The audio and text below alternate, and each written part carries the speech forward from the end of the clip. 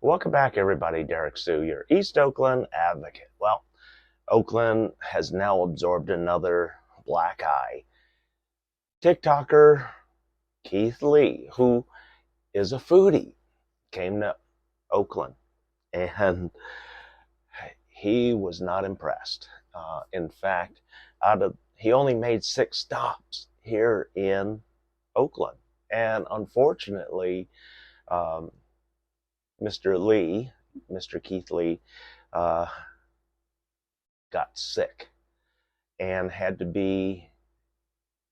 go to emergency to deal with a seafood allergy, and he didn't order seafood, but there was cross contamination at the restaurant that prepared that meal. And I'll tell you what, Mr. Keith Lee, thank you for being so gracious and understanding of Oakland's situation.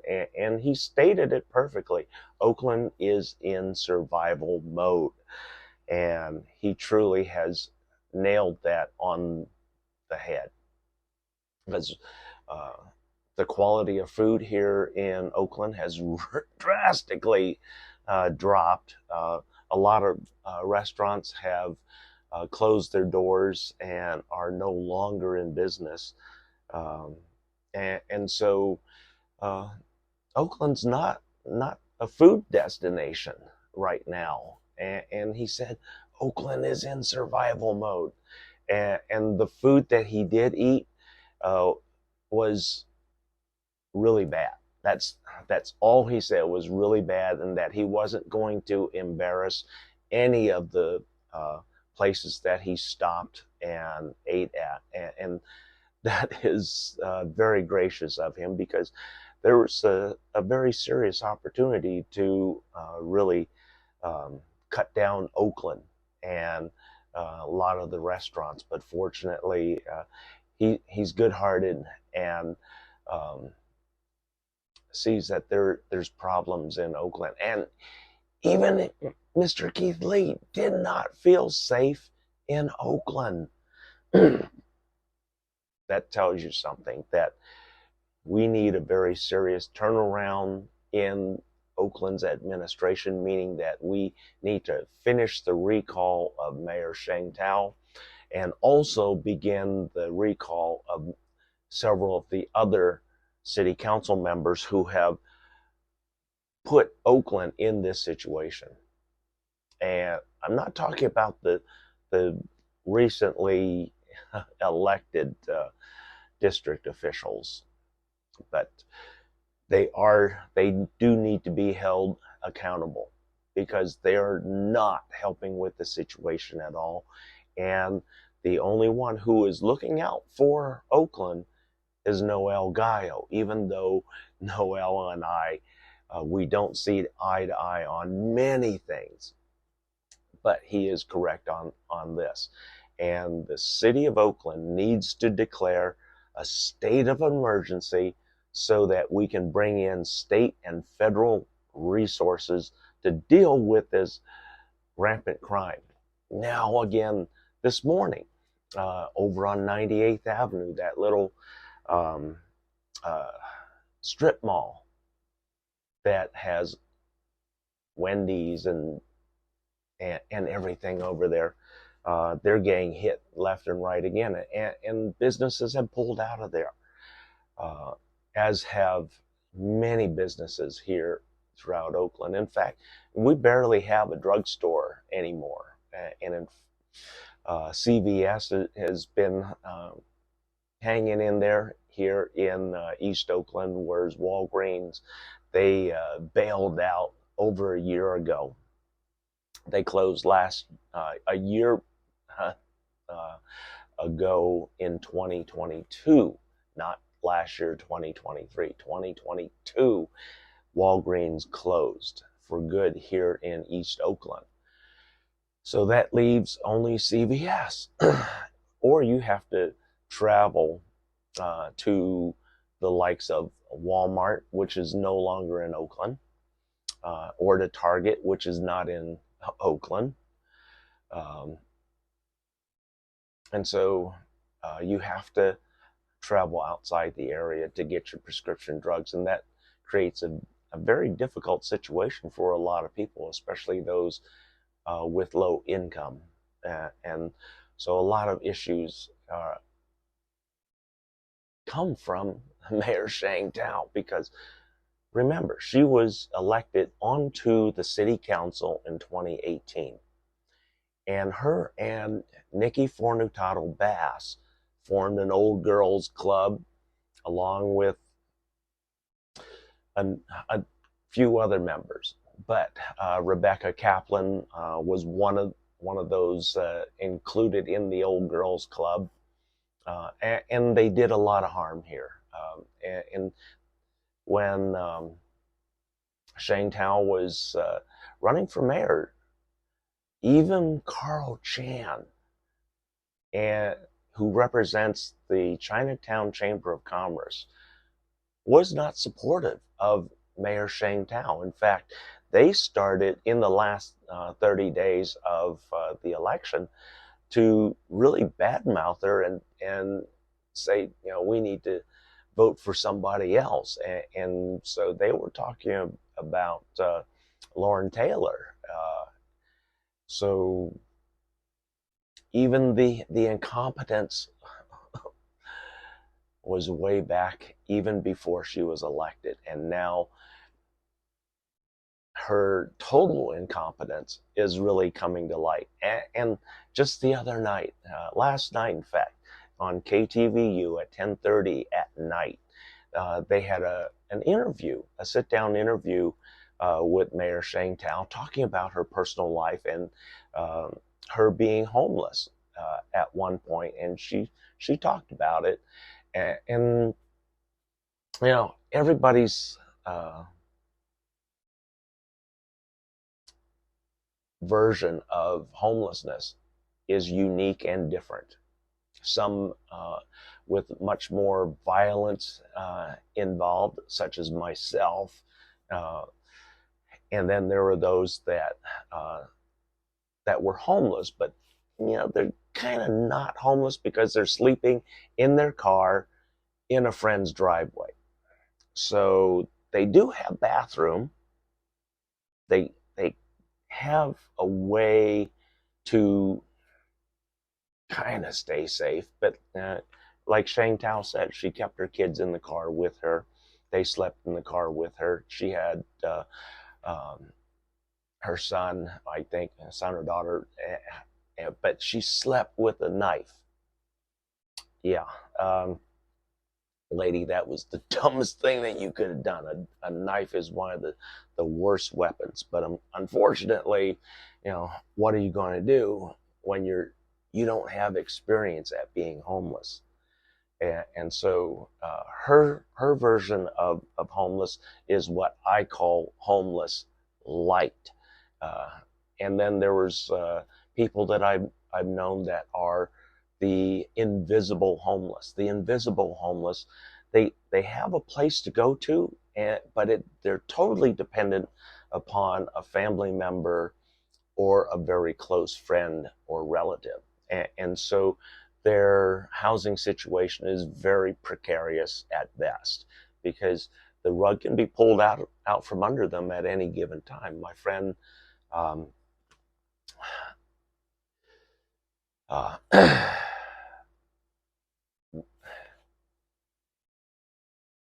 my friend who grew up here in East Oakland, and Paul Washington, um, he was one of those invisible homeless.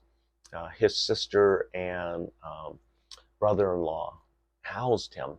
Uh, Paul was never made a lot of money uh, because he had some issues processing stuff, and he had dyslexia, and so there was a lot of challenges that Paul faced, and so he didn't uh, qualify for high-paying jobs. He had low-paying jobs throughout his entire life, and so even when he retired, or was able to retire at 62, he took that early retirement. But Paul did pass away just short of his 66th birthday, unfortunately. But Paul was one of those that I say, the invisible homeless. While he had a place to go to and lay his head, he couldn't really call it his place because um, he wasn't comfortable staying there throughout the day, just sitting in front of the TV or doing anything. So he came, hung out with me down at the homeless camp. So there's a lot of different versions of homelessness, but Oakland needs to flush the ones that have no vision. Shangtown was the least qualified of all the mayoral candidates running for Oakland mayor. I was one of the highest qualified, having worked with government agencies, ran my own corporation, had a $5.5 billion budget, which is double Oakland's. So, and also my personnel that I oversaw numbered between 800 and 1,000 personnel, and everybody carried guns. So I think I'm more than qualified. Plus, I have some unique training that no other mayoral candidate has or has ever had, which is training by Quantico, Virginia. Yeah, that's why I carry an FFL. I had 2 years at Quantico, Virginia, so that I knew the law and that I could qualify for my federal firearms license. My brother was also an FFL, federal firearms license, so he gave me some tips as to what was going to be on the test, and so I was well prepared, well versed when the test came up. And I easily qualified for my federal firearms license. And then the thing about a federal firearms license, it gives you a lot, I mean, incredible power. You're able to buy and sell, transfer, broker all sorts of weapons, guns, gunpowder, munitions, silencers, triggers. I mean, I'm literally a one-man gun shop where I can get anything, any type of weapon, and it's cleared because of my FFL. Because all they do is just run my federal firearms license against the national database to make sure that I'm clear for sale. And once it comes back cleared for sale, then everything advances. Everything, weapons are transferred to my FFL, the numbers, and then it's my obligation to distribute and register those weapons on the national registry with the final owner, with the sold to owner, and it has to be verified. So it's a big responsibility having an FFL. A lot of people say, "Oh, that's not, I can get all sorts." Yes, you can, but it's not that easy, folks, to get one, and you have to have a squeaky clean background, which I did, and I still do. So a lot of changes need to be done in Oakland. We need a cleaning from top to bottom. Get rid of Mayor Shangtown. She has no vision for the city of Oakland. She has no plan. She has no experience. And she is totally incompetent at the job. The last 3 mayors that Oakland has been under a recall. But the difference is that this recall is starting early in Shangtown's administration, whereas the others didn't take place or didn't even initiate until after the 2nd year or into the 3rd year, which would have been really stupid because in under a year she's going to be up for re-election, and then you just vote her out. But Oakland didn't do that. Oakland made a lot of mistakes, And the past two mayors, Libby Schaaf, she was under recall, and she survived it because there was not enough support, because they started too late in her administration. And then Mayor Jean Quan, yeah, there's a failure, another incompetent one, just like Shane Tao.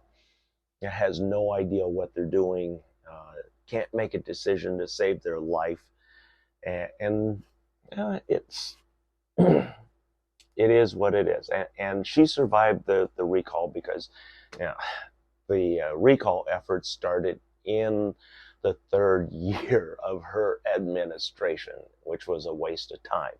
It was stupid to even start it. Then Ron Dellums, they did tried to do a recall on Ron Dellums. Ron Dellums, in defense of Ron Dellums, uh, he didn't want the position anyway. He told Oakland, "Don't vote for me," and yet Oakland elected him, Oakland mayor, and they got exactly what he said. "I'm not going to do the job," and he didn't. And he was a very absentee mayor. And when they started the recall again, here we are, late second, third year of his administration, or lack of administration.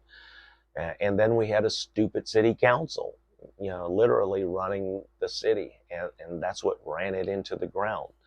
But then also nobody wanted the lead candidate in the race that Jean Quan ran. And I tell you why, because Don Parada, he was the favorite all through Oakland at the time. But the thing that changed everything was ranked choice voting appeared for the very first time, and Jean Quan, who was a distant third, ended up being the top elected official. Not a good use of ranked choice voting. So anyway, we need to vote out and recall a lot of these ineffective, incompetent city officials. Put people that do know what they're doing, like myself, in charge. Get hold of the crime, stop the crime, stop the thievery, stop the murders, bring back business to Oakland, which is a big plan that I have for Oakland's Middle Harbor, and also the Oakland waterfront. This is going to revive everything, bring in new tax dollars, new tourists, and also new curiosity into buying into Oakland, buying homes in Oakland. And also, we're going to be setting up unique waterfront entertainment districts in Oakland's Middle Harbor. So this is a nightlife, an area that can have sustained nightlife 24/7, which will be unique to Oakland.